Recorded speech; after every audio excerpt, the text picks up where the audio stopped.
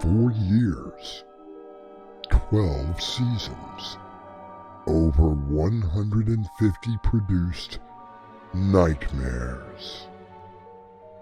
Join Crimson McKenzie and Winslow Swan live this Monday, April 21st at 7 p.m. Eastern Daylight Time, celebrating 4 years behind the doorway to nightmare. We will be lurking for you.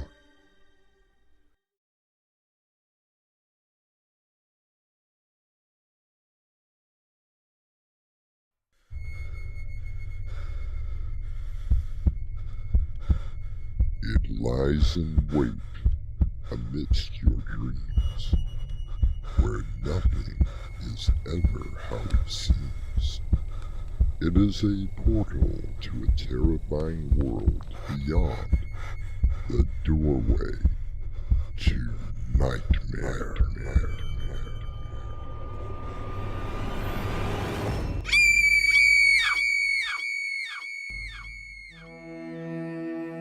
Come in. Welcome. I'm your host, Artemis Black. The Ghost Story. That wonderfully delicious way of raising the small hairs on the back of your neck and sending shivers down your spine. At least, that is my reaction. Perhaps you have told such a story either from your own imagination or something strange that has happened to you. As in the case of Mr. Raymond Dillard, a collector of rare and unusual artifacts. He is currently in the shop of Mr. Eric Cheddars, discussing the price of one of those treasures. 80, 90, $100, and that is quite generous. Hand-carved, mahogany wood, complete with the original dowels. It's worth at least $500. Not in the best of condition at all, Mr. Cheddars. Now is it? Surprising there's anything left of it. It's going to cost a small fortune just to get it back into shape. Now, we both know that you're going to make a profit on this. How about $300? How about 150? A dollhouse, circa 1780, and you're only offering 150? Make it 250. You drive a hard bargain, Mr. Cheddars. Well, I can be equally as hard here. 150 and $1 more. 151, my final offer. Mr. Dillard, you have to understand. I'm not going to make a dime off of this at that price. And things have been, well, difficult lately. Have it delivered to my home by 5, will you? That's a good man.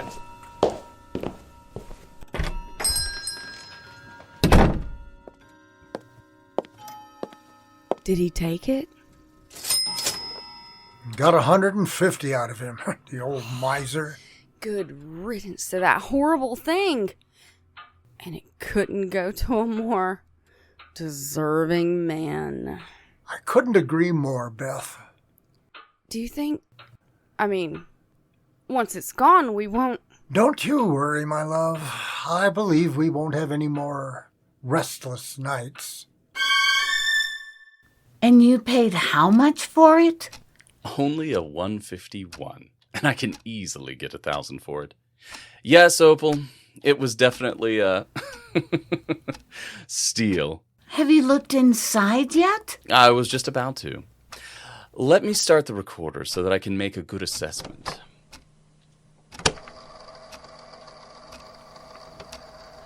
There we are.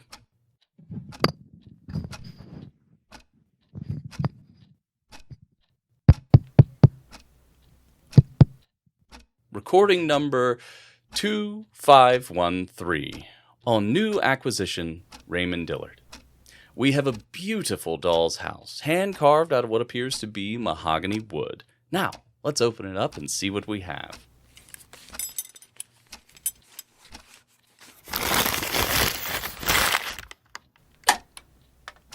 Oh my, it's simply beautiful. Yes, it is. We have, let me see, 5 rooms that you would normally find. I count 6, Raymond. Yes, I suppose you are correct. 6 rooms, 3 on the ground floor, 3 upstairs. And look at the details. Miniature paintings on the wall. The furniture is in perfect shape. We have what appears to be a family.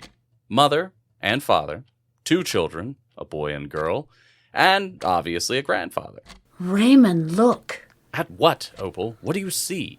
For an instant, I thought I saw another doll in the upstairs bedroom closet. Nothing there now, at least. I don't see anything. Perhaps it was simply a trick of the light. Well, it is getting late. Both of our minds are playing tricks. I'll give it a good once-over tomorrow. Maybe you could simply call him and tell him... Explain to him. Beth, I thought we were going to forget about it. But, I mean, what if something were to, happen? Oh, are you really that worried about it? Eric, we counted 5 dolls, right? Only 6 rooms until the other night, when we both saw... I'll call Mr. Dillard first thing in the morning. I just pray that nothing happens before then.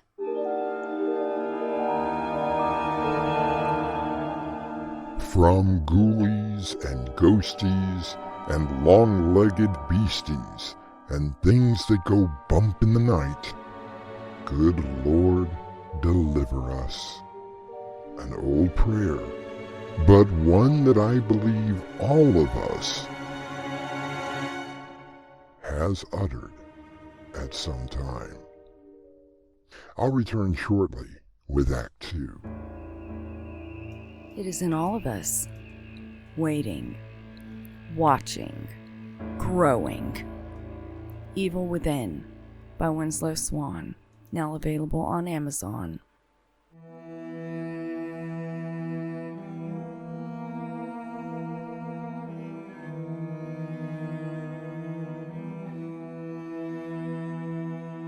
The actor Anthony Hopkins once said, "The magical, supernatural force that is with us every second is time. We can't even comprehend it. It is such an illusion. It's such a strange thing." Opal, come in here quick. Look at the dollhouse. Okay, so what am I supposed to... Oh, dear Lord.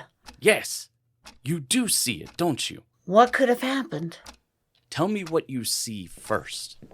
The old man, the grandfather doll. We put him in an upstairs bed last night. But look at him now. He's in the bed, but now there's a butcher knife buried in his chest.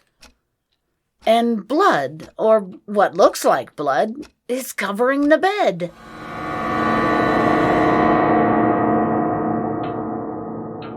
Where exactly did that dollhouse come from? I told you yesterday. I got it from an estate closeout. And that's all you know? No, that isn't all he knows. Tell him. Or would you rather I told him? Tell me what, Miss Cheddars? Look, it was all just a bad dream, and... Mr. Dillard, you saw it, didn't you? The old man lying in bed with a knife sticking out of his chest? How did you know? Take my advice, Mr. Dillard. Burn the whole thing. Dolls and all.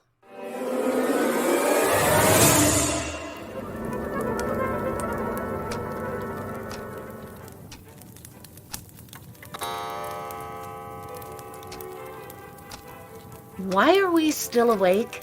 Because we both need to see whatever may happen. I don't understand what you mean. Oh, God, look. I see it, but I don't believe it. Just look. The children. They're... But we only turned our backs for a minute. But there, see? The children have been decapitated in their bedroom. Their bodies on the floor, but their heads sitting on the beds, and the room is covered in blood.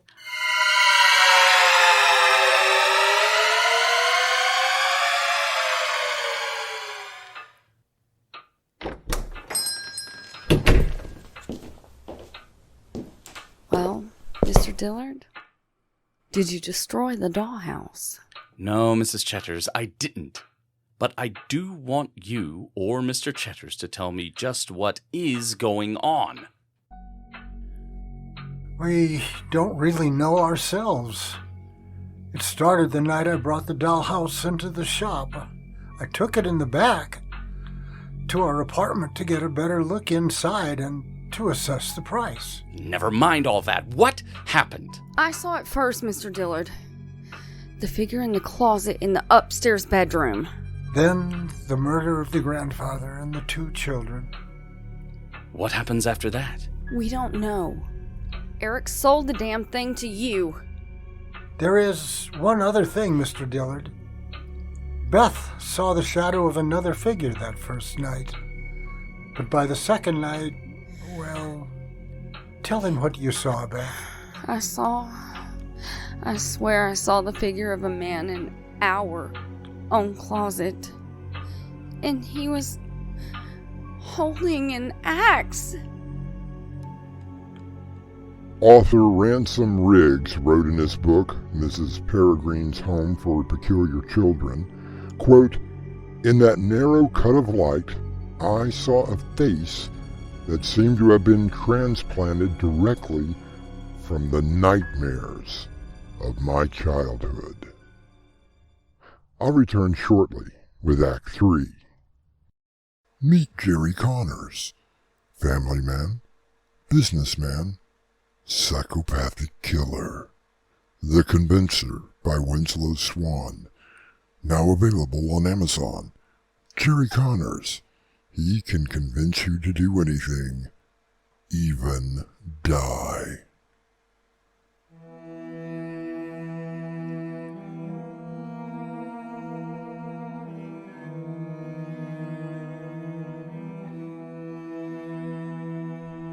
The author Richard Matheson once said, "I think that we are yearning for something beyond the everyday. And I will tell you, I don't believe in the supernatural. I believe in the supernormal."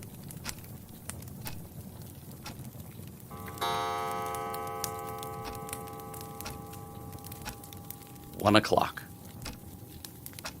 That seems to be the time something happens. But what are we supposed to do? Just keep looking at the dollhouse. If anything is going to happen, I want to witness it. And what if nothing happens? Then perhaps we have broken whatever supernatural thing is going on. Now, keep watching.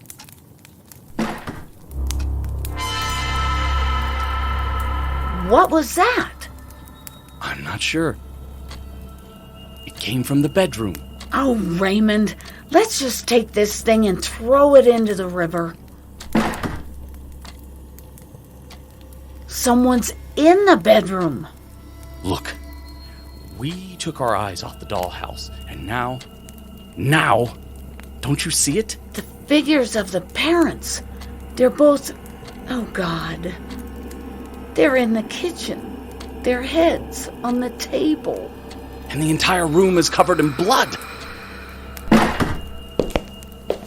Don't leave me here. I'm just going to see what is making that. Oh, my Lord. No, it can't be. What do you see? An axe leaning against the wall, and it's covered in blood.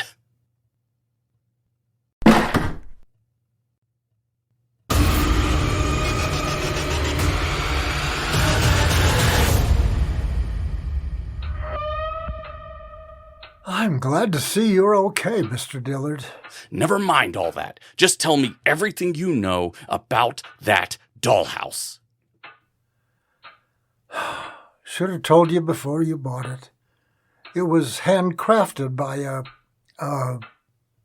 what, Mr. Cheddars? a serial killer. They called it his therapy. He crafted the whole house, including the dolls.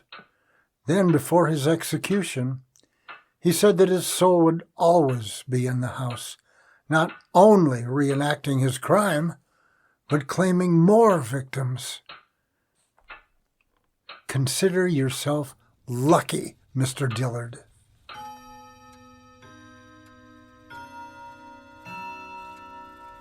From all the accounts that I have heard, Mr. Raymond Dillard returned home, gathered up the dollhouse, and burned it in the backyard. Whenever someone asks him about it, he simply shakes his head, remembering the image of the bloody axe in the kitchen.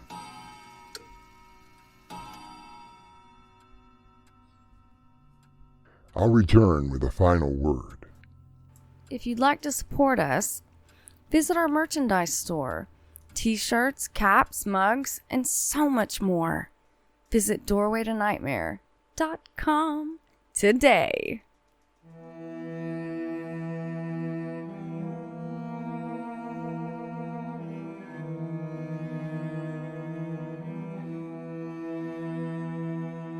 British film director Terence Fisher once asked if he believed in the supernatural.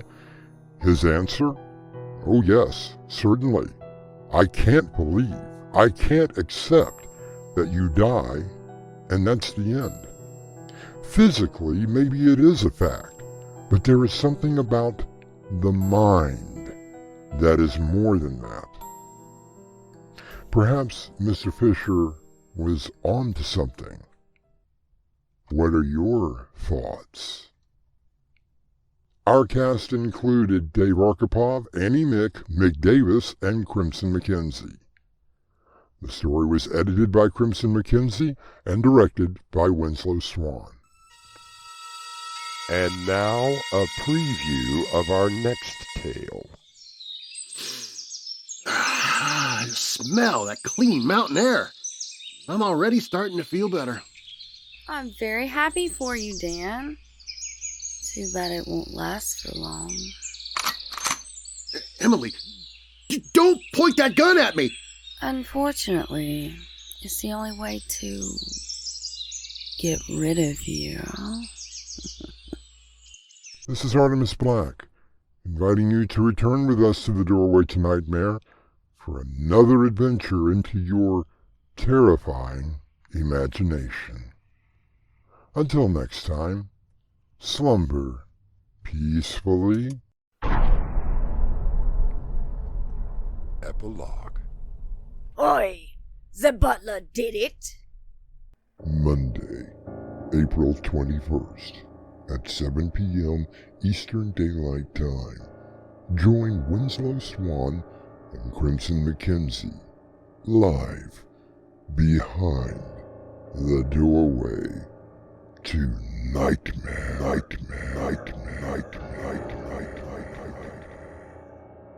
Celebrating 4 years and 12 seasons of horror and suspense, we will be lurking for you this Monday night, 7 p.m. Eastern Daylight Time. They're just dying to meet you exclusively on YouTube and TikTok. Doorway to Nightmare. Join us if you dare.